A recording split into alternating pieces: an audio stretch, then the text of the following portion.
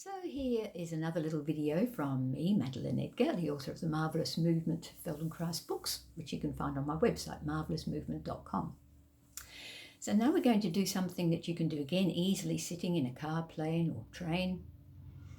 And we're going to loosen up your shoulders and neck, which often get very tight during long journeys. So notice the distance between the tip of your right earlobe and your right shoulder, and the tip of your left earlobe and your left shoulder. Which side feels shorter? If you drew a line from one earlobe to the shoulder and then from the other earlobe to the other shoulder, which line do you think would be shorter?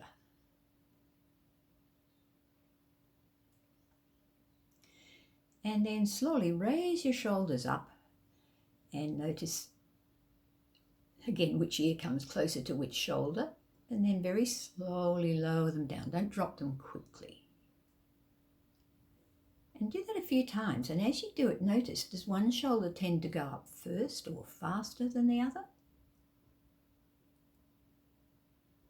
Can you sense your shoulder blades moving on the back of your chest? And when they go down, does one drop first and then the other? Or is one faster than the other? And does one shoulder blade feel closer to your spine? There's so many things to observe in this movement. And as you bring your shoulders up again, what happens in your ribs? What happens to your collarbone, shoulder blade, the bones in your upper arm? And then very slowly drop them down again. And each time you lower them slowly, can you feel that they may drop a little further down than they were when you started? We do carry a lot of tension there. It often causes headaches. And pause for a moment and just notice how your shoulder girdle is sitting now on top of your ribs. Notice the distance between your right ear, your right shoulder, left ear, left shoulder. And then slowly draw the shoulders up again and begin to make little circles with them both going in the same direction. So up and back and down and forwards. Now again, go slowly so you can feel the differences between the two sides.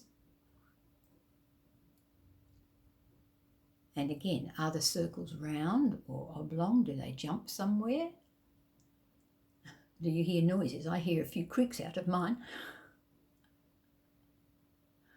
And then drop them again slowly and rest for a moment.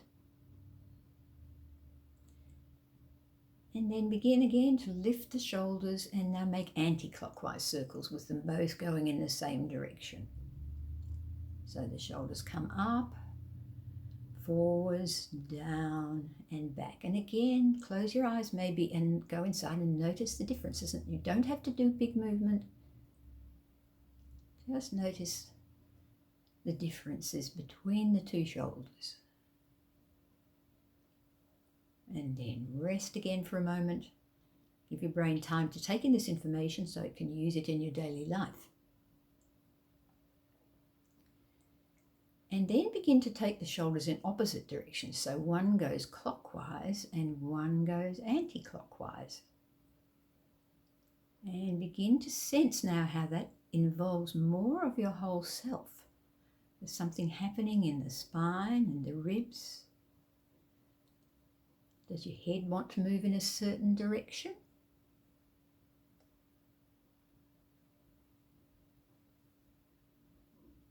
And then pause and reverse. So each shoulder is going in the opposite direction. And again, there's so much happening all through you. Maybe even the weight on your sit bones is changing, the shape of your spine is changing, your head may be reacting. This really wakes up all that middle and upper part of your back. Okay, and rest and pause, just take in the movements, and then when you get up and walk, notice how that affects your walking. Bye.